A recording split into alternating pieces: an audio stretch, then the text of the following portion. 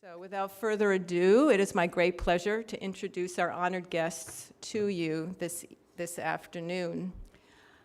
Edna Machirori, after a long career, in fact, her career is ongoing. She continues to contribute as a columnist and a freelance journalist to a number of major newspapers in Zimbabwe. She has been an editor and journalist for at least 50 years. And she was one of the first women in Zimbabwean media to edit a major newspaper in Zimbabwe.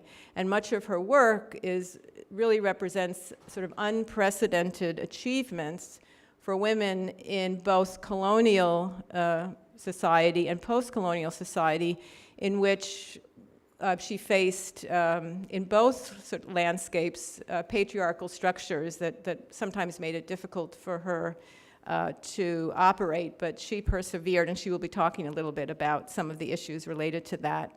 She's here in the States because she received a Distinguished Lifetime Achievement Award from the International Women's Media Foundation.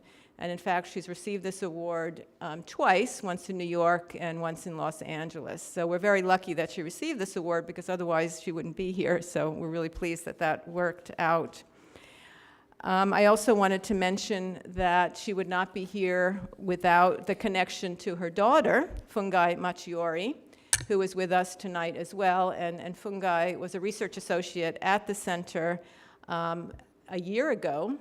And she herself is also an award-winning blogger. She's also a creative writer. And she was the founder and continues to further and to contribute to the first blog in Zimbabwe, Her Zimbabwe, dedicated to women's issues, both within and throughout the diaspora of Zimbabwean women.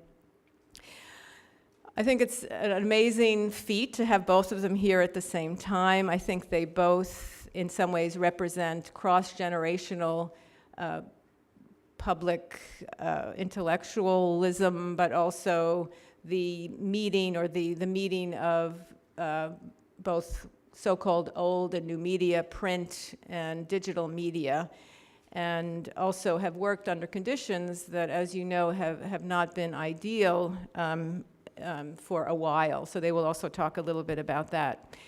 So the format for this evening is Edna's going to speak first, and then I'm going to invite Fungai to respond to her mother's remarks and add some of her own, and then we'll open it up for discussion. And we have time until about 6 p.m. So I'm looking forward to a lively discussion. And again, I'm very honored to welcome Edna and Fungai Machirori. So thank you.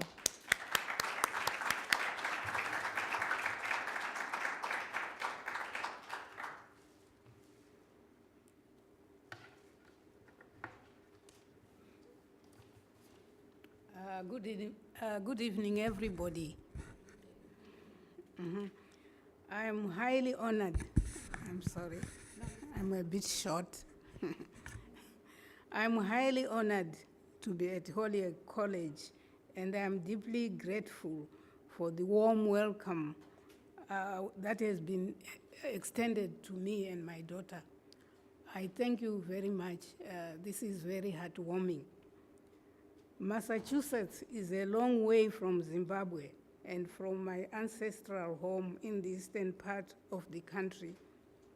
I like to think that the geographical distance is also a metaphor for the journey I have traveled since beginning my journalistic career in colonial Zimbabwe in 1963 at the age of 19.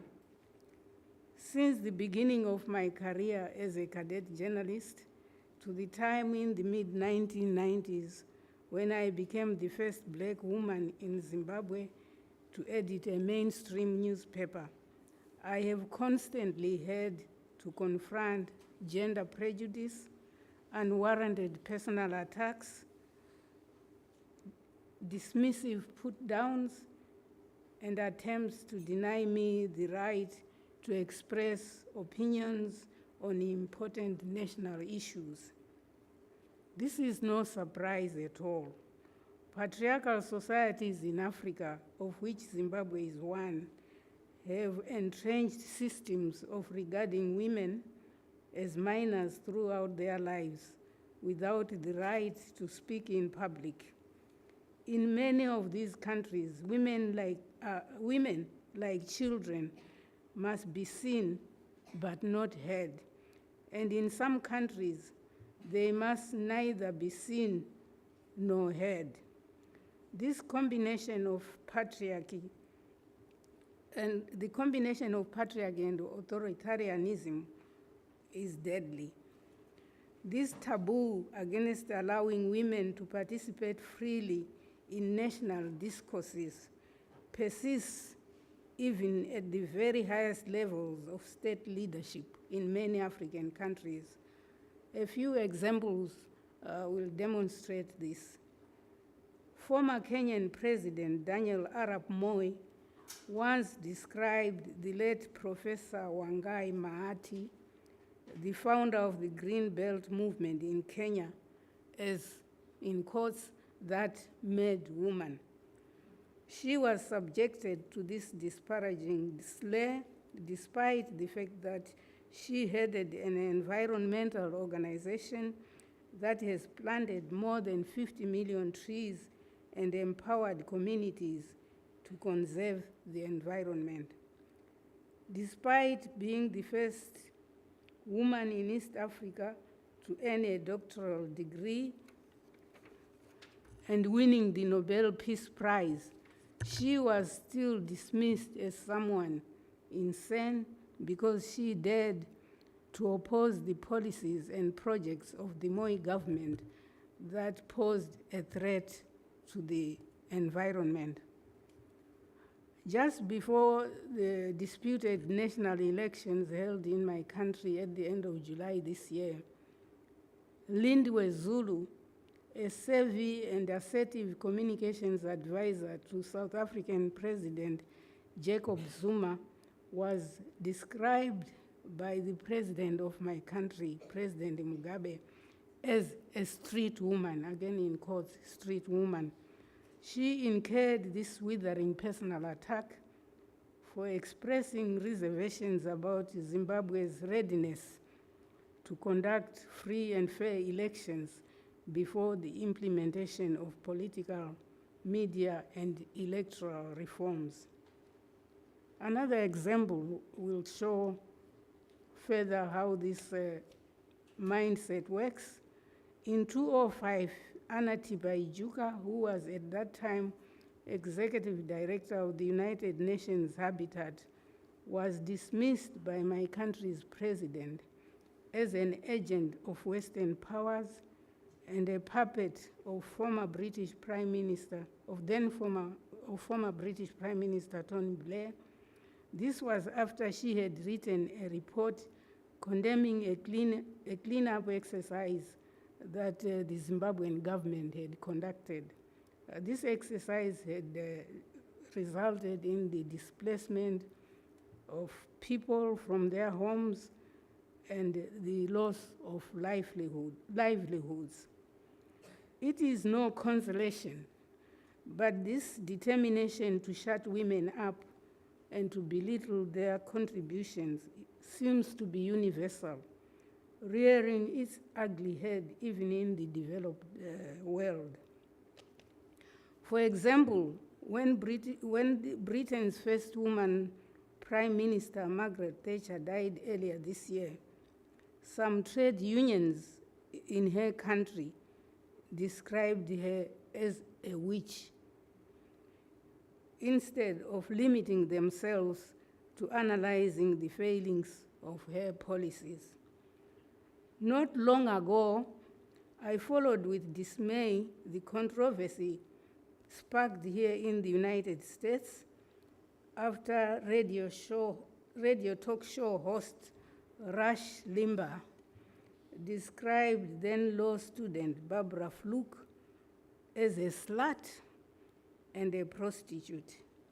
I could go on and on with more examples, but the point I'm making is that the mentality that women must not be allowed to speak extends even more aggressively into newsrooms, even though the core business of journalism is to be a watchdog for the public interest.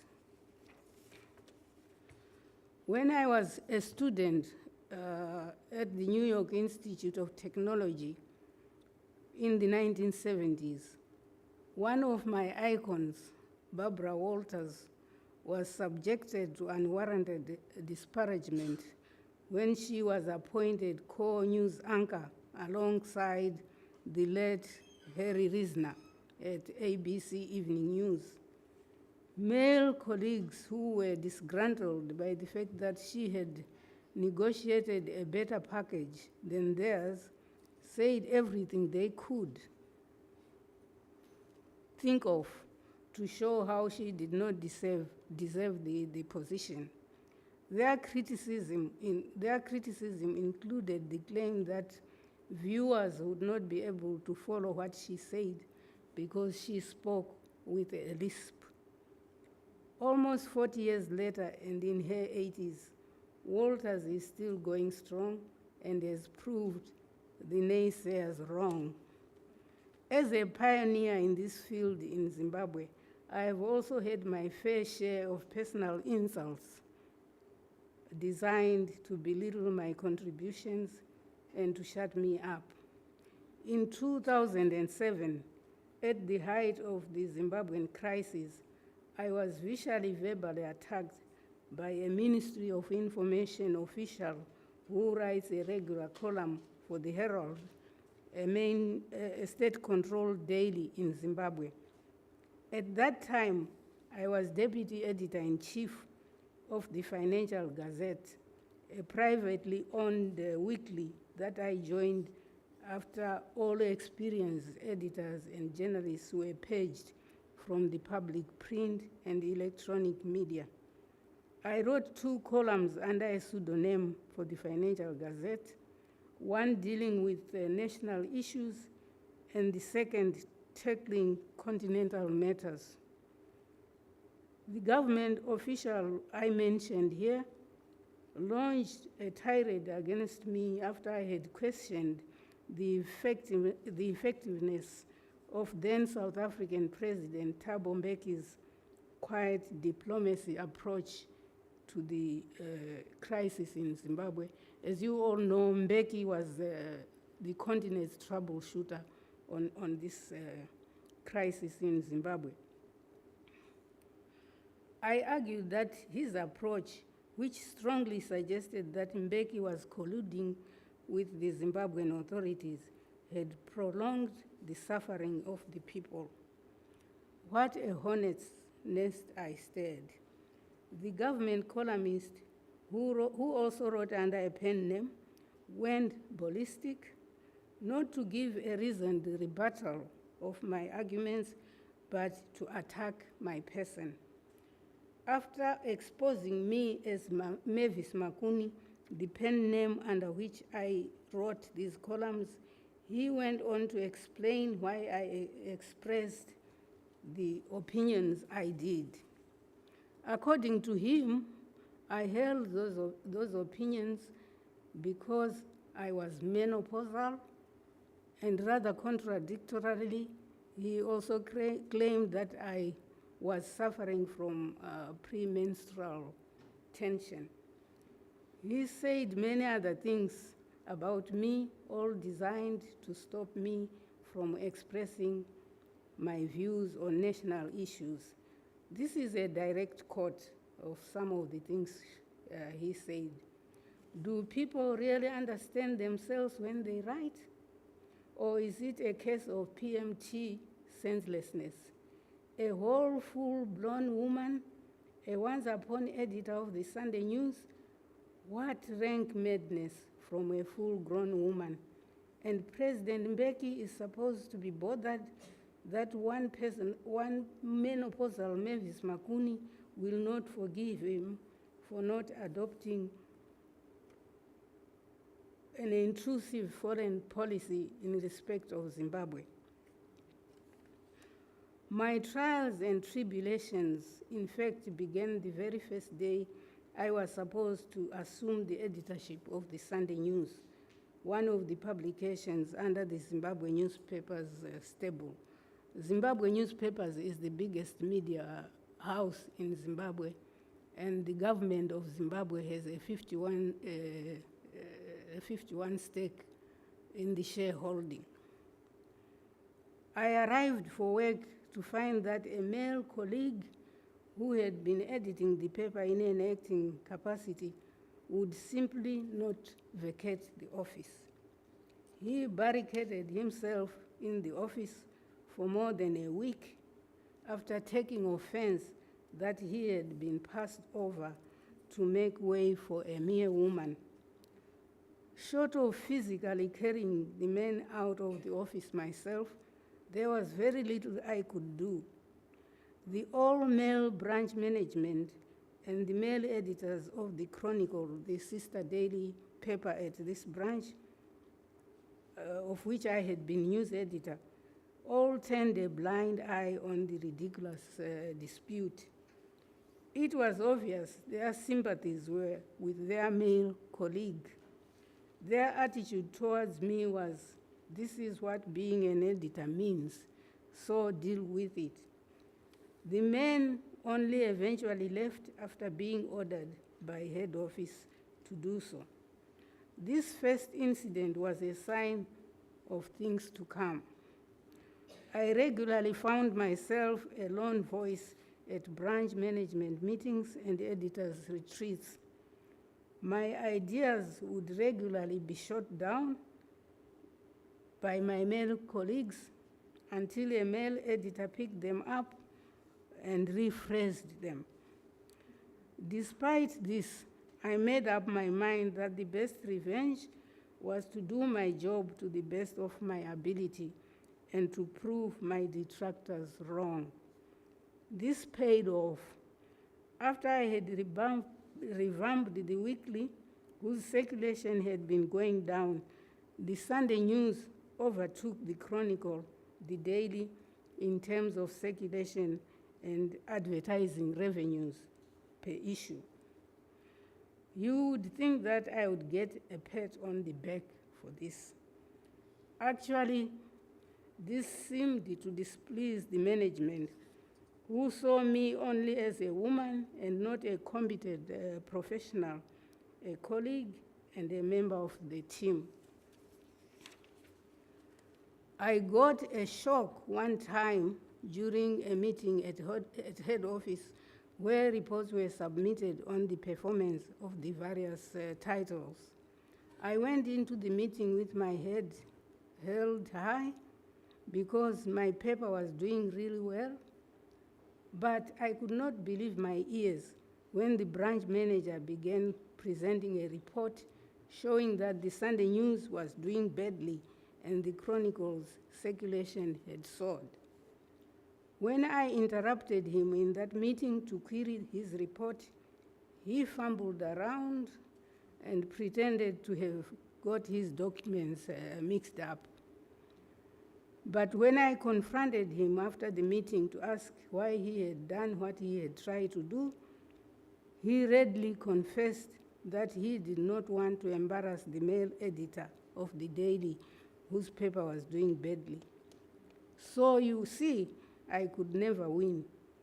I could cite many more examples when attempts were made to undermine or to gang up against me, all in a bid to falsely prove I was not good enough for the job. If these sort of things could happen to me as an editor in a very senior position, just imagine how female journalists in junior positions are treated in Zimbabwe. Male editors are disdainful of women's intellectual capacity. In most newsrooms, women are marginalized and denied equal opportunities for career advancement through further training and foreign travel on assignment. Women journalists are relegated to bits like lifestyle and entertainment, while their male counterparts are given more plum assignments regardless of merit. But if despite all these impediments, a female journalist works hard and gets a scoop, she is likely to be accused of having affairs with her news sources. Some female journalists have complained that as a result of these prejudices, they are regarded as being women of easy virtue and therefore unmarriageable. Not long ago, I was a panelist at a workshop on sexual harassment in newsrooms alongside a young woman who had been a rising television reporter. She revealed that she quit and went into public relations to save her marriage. One time, her husband received an anonymous call saying he would catch his wife red-handed in a compromising position with a government minister she was having an affair with if he went to a certain hotel in Zimbabwe's capital. Fortunately, the young woman's spouse found all this amusing because at that time, his wife was in India. The Secretary General of the Zimbabwe Union of Journalists has said that although there is a 50-50 ratio of male and female students at journalism colleges and universities, most females decide not to go back to newsrooms after qualifying because of the harassment they are subjected to during their internships. Female journalists are discriminated against in terms of pay and other benefits. The management structure at most media houses is all male, and some are not enthusiastic to implement equal opportunity policies. So although we have the right framework, with most media houses advertising themselves as equal opportunity employers, on the ground, this does not really happen. It does not happen. Usually, unverifiable excuses are given to justify discrimination against women. When I was an editor, both in the private and public media sectors, I was denied benefits accorded to male colleagues on the pretext that there was no money. This excuse of having no money seemed to apply only to me because the male colleagues continued to get all their benefits. I was prevented from promoting competent female journalists to higher positions for the same reason. When male editors were allocated posh cars, I was given one deemed fit for a woman or denied a new one altogether. As a result, despite what people believe I have achieved in my career, I have nothing to show for it. I have no pension, and any savings and investments I might have had, having been wiped out during Zimbabwe's record-breaking inflation when the Zimbabwe dollar became worthless. Most journalists of my generation whose pension contributions were made in the now defunct national currency are similarly hard hit. We rely on freelance writing, which really pays peanuts most of the time. These harsh economic realities and poor working conditions generally have resulted in low morale and a decline in professional and ethical standards among young journalists. Journalism is mistakenly viewed as a glamorous profession for women. This is a myth. Currently in Zimbabwe, mainly male-hedged ideas are featured in the press. There is a paucity of female columnists to tackle contentious political and economic issues. Female columnists write mainly for the lifestyle, health, and entertainment sections. This is not by choice, but because this is where they can say something. A journalist, a female journalist can write a very good opinion piece, but the person who must decide whether it goes into the paper or not is still a male editor.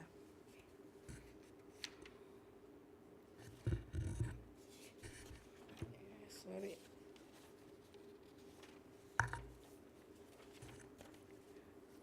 Female journalists have to deal with these prejudices that I have alluded to within the profession, while also trying to navigate their way around the repressive media laws in force in Zimbabwe. In my country, 3 main statutes impact directly on the profession. These are the Access to Information and Protection of Privacy Act, the Public Order and Security Act, and the Broadcasting Services Act. Under the provisions of these laws, journalists can be arrested for what is called peddling falsehoods, causing alarm and despondency, and endangering the security of the state. In a country accused of subverting the rule of law, these statutes can be interpreted and misinterpreted or selectively interpreted to serve any purpose that a politician or a powerful person needs to use it for. For example, the protection of privacy can be used by powerful, corrupt individuals who have something to hide, to threaten journalists and order their arrest. Falsehoods can be any truth that the powers that be do not want to hear. These restrictions put enormous pressures on the profession, resulting inevitably in widespread self-censorship. What we call in Zimbabwe propaganda journalism is also slowly entrenching itself, because most young reporters cannot withstand the pressures put on them, and therefore they just succumb to towing the official line and writing stories that please the ruling party. As a pioneer in my field, I have learned not to listen to criticism that is not constructive and to focus on what I need to do. One way to get around some obstacles, which I have used, is to use different pseudonyms for my writings. When I was an editor before my retirement, it was imperative to have a loyal secretary to protect me when angry politicians or other disgruntled people came to the office breathing fire about something that we had published. I remember that one time when an angry minister came looking for the editor of the Sunday News, I was forced to hide in a broom closet until that man had left. Another time, I had to change places with my secretary and pretend that I was the secretary, so that when this angry person said, "Where is this woman who is the editor of the Sunday News?" I said, "I'm sorry, sir, but she is not here." So these are some of the trials and tribulations that I have faced. I could go on the whole night, but it's really endless. Thank you very much for listening to what I had to say.